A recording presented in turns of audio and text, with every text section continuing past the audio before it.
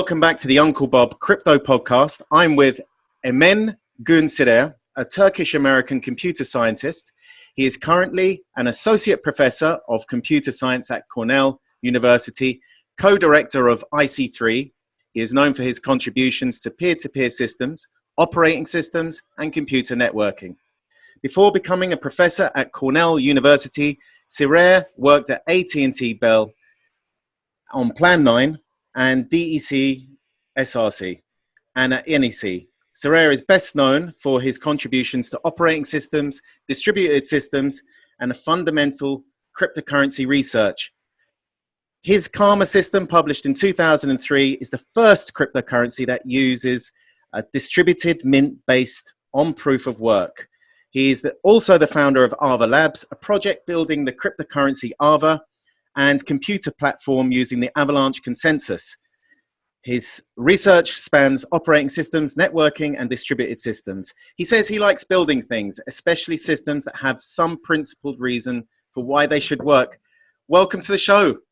Thank you so much, Bob. Glad to be here. Okay, so I mean, that's a long history. Do you know what perked? I was going through your history, and this Karma system, 2003, this proved you are a proper OG. I kind of am. Yeah, I've been around. I was doing this long before Satoshi. My timing wasn't as good. He's brilliant, and his timing was also impeccable. He came after the 2008 crash. I was doing this right after 9/11, and I'm not sure how many of your viewers would remember those days, but people were freaked out about terrorist financing. They were worried about Hawala systems that got the money into the hands of these terrorists, and I was doing all this work on the internet, of course, motivated by file sharing. Obviously, had nothing to do with anything else. And but these older professors that I looked up to came up to me and said, "Look, this is all interesting work. It's going to be very exciting someday, maybe, but you'll never get funding for it as an assistant professor. You should not be working on this. It's not going to be good for your career." And I hate to say it, but they were right. Like in that zeitgeist, during that time, with everybody worried about terrorist financing, it really wouldn't have gone anywhere. It really took the 2008 crisis to teach the world a lesson on sound money, on alternative monetary systems. So yeah, it's very well cited, and did not have the impact that Bitcoin did. And Satoshi ended up pushing it far further. Also, he had a bigger breakthrough than I did at the time. Right. Do you know who Satoshi is? By any chance? I have an idea, but in my mind, I think he's dead. So anybody who wants to be dead should be dead. Anybody who wants to be anonymous should be anonymous. The greatest gift that people can give are these technical breakthroughs, and Satoshi gave us one, and now we should respect his privacy if he's still alive. And between the two of us, I don't think he's alive. He's dead. He's intellectually dead, and he's just, I think, also physically dead. It's a shame, especially when you see people running around pretending to be him. But that's another story. That could, in a sort of a neat segue then, in a nutshell, you've been quite critical of the overall space of cryptocurrency. In a nutshell, what's the problem? There are a lot of problems in crypto. Let's see. So there are the technical problems before us, and anybody who's not helping solve those technical problems is not doing the space service. They're in the space to extract some money, to extract some value. And the social problem that we have is most of the people are around to extract value. So if I look around, 95% of the projects are they're just rehashing things we knew. They're not taking us forward. They're not solving anything we did not know how to solve before. So, I'll give examples. I'll name names.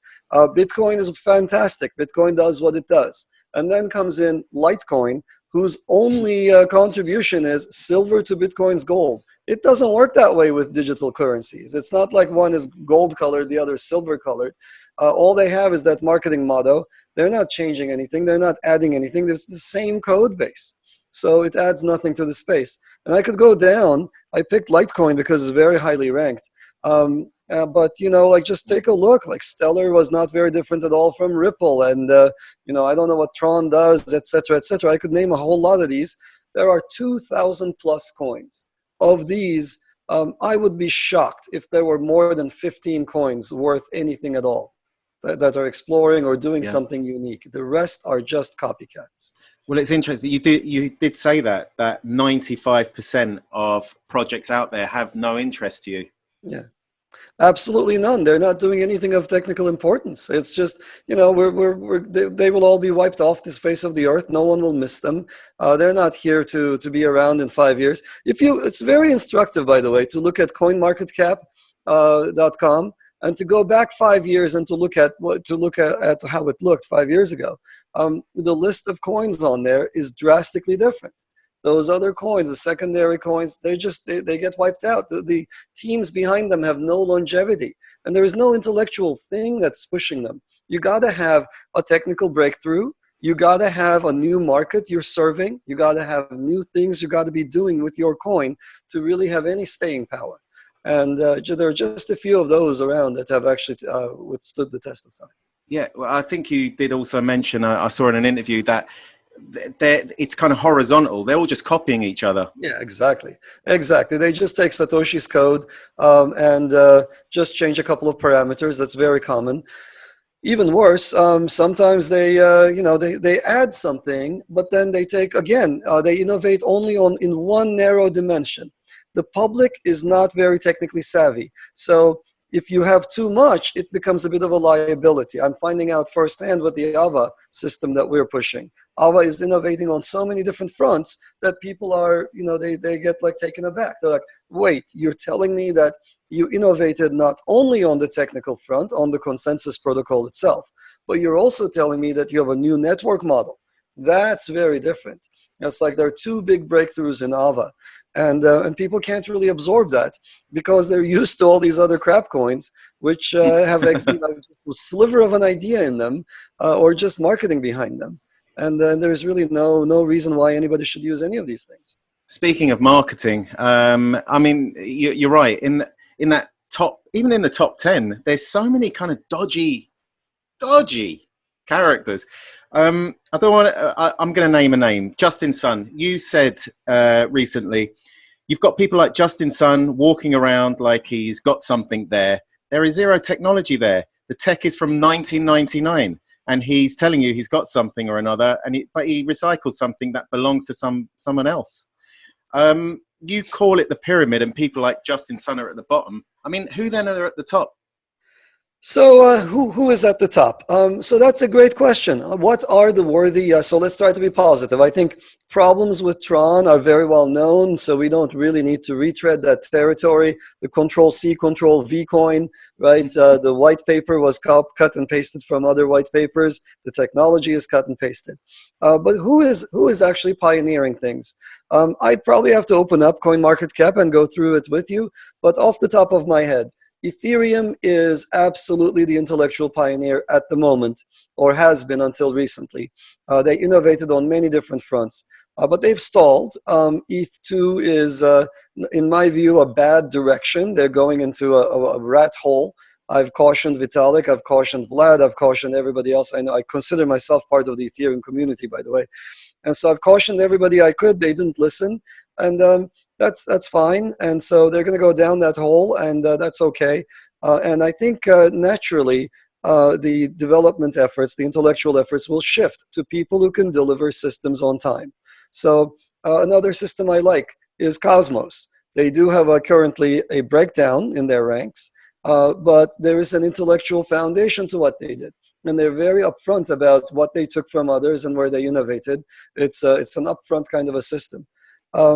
Now, if you ask me who's innovating, my team is by far the #1 executing team in all of crypto. The breakthrough behind AVA, the technical breakthrough, is fundamental. And it's only the third of its kind in 45 years of research. We used to have classical protocols, we had proof of work protocols, and now we have the Avalanche protocol behind AVA. And that's that it just only happens, every 15 years, and I don't know that it will happen again. We kind of, swept up the field there with AVA. And it's only half the innovation in AVA. There's also a new network model in AVA that allows us to bridge the gap between permissionless and permissioned models. And as a result, we can go and innovate in areas where other coins cannot enter. And in fact, they have a blind spot. You know how You know how Bitcoiners hate Ethereum? They think Ethereum competes with Bitcoin, and they're wrong, right? If you understand Ethereum, you know that it has nothing to do with what Bitcoin does. It's trying to do something different.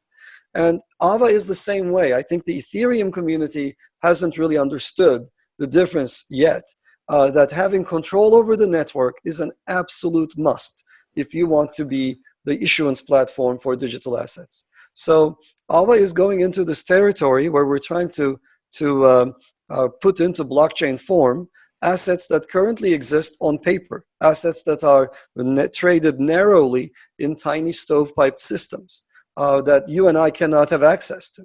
And so we're going into a different territory that others cannot even, they don't even know it exists, let alone have the tools to reach into there. But we do. So I'm excited about those. So that's just a couple of systems I like. Well, talking about innovation and I guess thinking outside of the box and going where other projects maybe fear to tread. You've seen with Libra, Zuckerberg wants to build, well, actually you said a small cartel. But it's a kind of, I guess it's the first of its kind in some ways. You've got central bank digital currencies, and I believe you were actually working, or that the Bank of England consulted you regarding. We've been talking to them. So you know what's happened, Bob, you were quite excited by that. Yeah, no, I've been talking to central bankers for a long time. We started the initiative for cryptocurrencies maybe 4 years ago.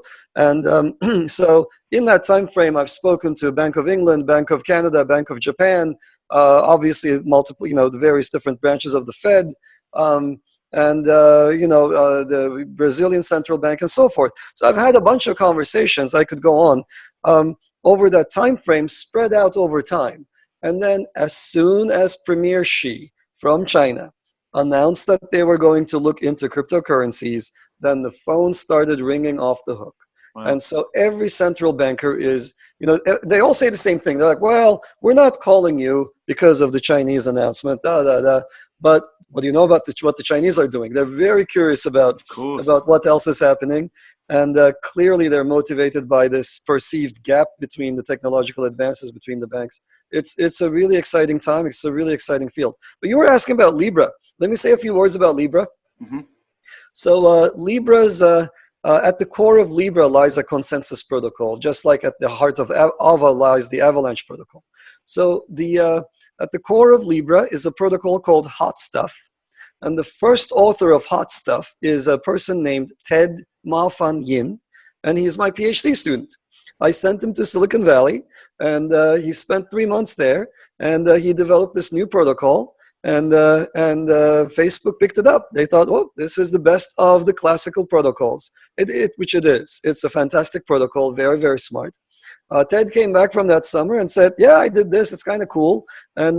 But, this is not where the action is. So Ted is currently working on Avalanche. He's one of the co-founders of AVA Labs. He's one of the key people. He's a chief protocol architect behind AVA. So I have quite the cast. When I say we are the best team, I don't mean it in a self-serving manner. I think, objectively speaking, we have more PhDs, more people who've had impact than anybody else, etc. It's a really fascinating time and a fascinating area. Yeah, and actually you're quite a fascinating guy because you seem to be swimming in the opposite direction to everybody else. But isn't that the way that you win in the markets? It's the guy who's swimming in the opposite way. Just to finish, you have said that Team Rocket is the arch nemesis of Bitcoin. Yeah. Can you just elaborate upon that? Well, that's just the sort of what happens in Pokemon. If you know your Pokemon, there's Satoshi, and he's constantly fighting with Team Rocket. So what happened with the Avalanche protocol is my team was working on lightweight consensus protocols, and we had something that was very similar to Avalanche, and we had simulations of it that seemed like it was working, but we didn't have the proofs. So for a long time, we worked on establishing the proof of correctness for these protocols. And Team Rocket, this anonymous group, contacted us with a proof sketch at the time of what they had. And they said, look, we believe this protocol works. What do you think? And we said, whoa, you're onto something. That is the core of the idea. And so out of that came the Avalanche protocol. So it's a fascinating protocol. It works differently. At the end of the day, in a consensus protocol, what you want is everybody to take the same action. Alice paid Bob. We all have to agree that Alice did that payment. Bob paid Charlie. Bob also sent a payment to David, which should bounce because Charlie's payment was accepted. David's payment must be rejected.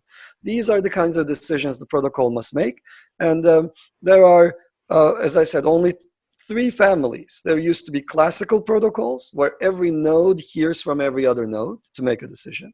And then there are Nakamoto protocols where there's mining going on in the background. And if I look at what's happening now, everybody is glomming onto one of those 2. You either have mining and you leak an enormous amount of money to your miners, and it's very slow as a result. Or you are using one of these classical protocols and it doesn't scale. Zuckerberg can only scale to 28 of his best friends, right? So Libra right now is just the cartel of 28. It's not going to go anywhere. So, it might go somewhere, but it's just not really exciting from a technical perspective at all. So that's, and then if you look at ETH 2.0, that's also a classical protocol. We've seen Stellar. All these classical protocols are fragile. They stop working. We've had Stellar go down for a day.